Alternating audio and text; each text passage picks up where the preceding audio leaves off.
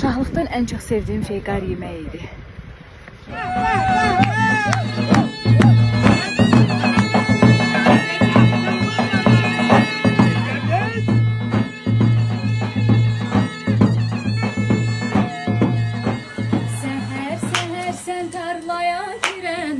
Ses yayılır her tərəfə. Süraya daş kəsəndə Süraya bibinin həyatında onun qonağıyıq.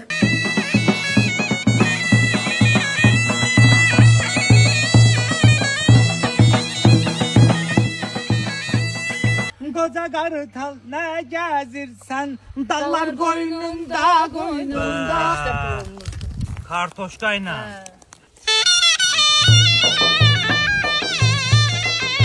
Babaya gidək mi, yolumla yeyək mi, sularınla içək mi, hələ qardaşı dur gedək.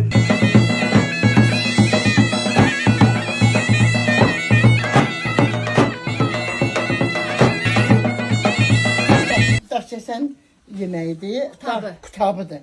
Göyərti almamışıq, biz dağlardan yığmışıq, cincilimdir. Təzəklə qalırıq, çörəyimizi donlamışıq, kutabımızı donlamışıq.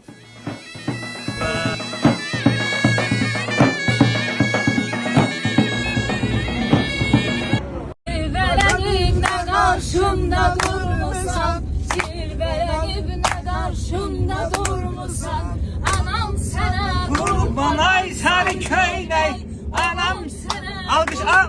Şoför rolü bırakma. En rolü bırakma. Mələk sən çıxmısan cənnət bağından. Ben de düşüyorum. Düşmek mi istiyorsan? Sakla bir tane koy düştün mü? Düş. Ben de düşüyorum. Sənə tay sarı köynək, heç kəs olmaz sənə. Tay sarı köynək. Balam balam ay balam. Ha. Gözəl balam. El sana yazsın. Balam balam ay balam. Ceyran balam. Tay balam. Ay öləm, ay öləm, ay öləm. Lezzet aktarışı. Daş kesende. Hey. Bahar günlerine seni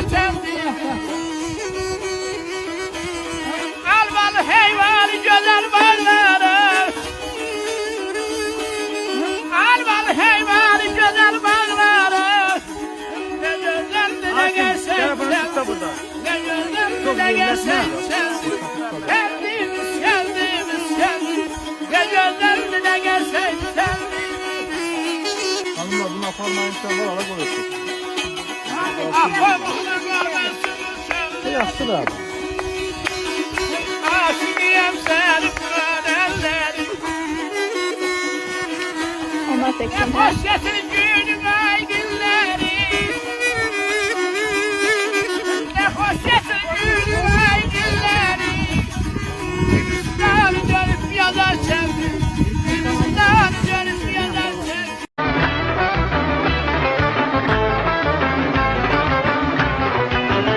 Uca dağlar başında ceyran bağlar, ceyran bağlar. Ceyranın balasını, ovçu yaralar, ovçu yaralar.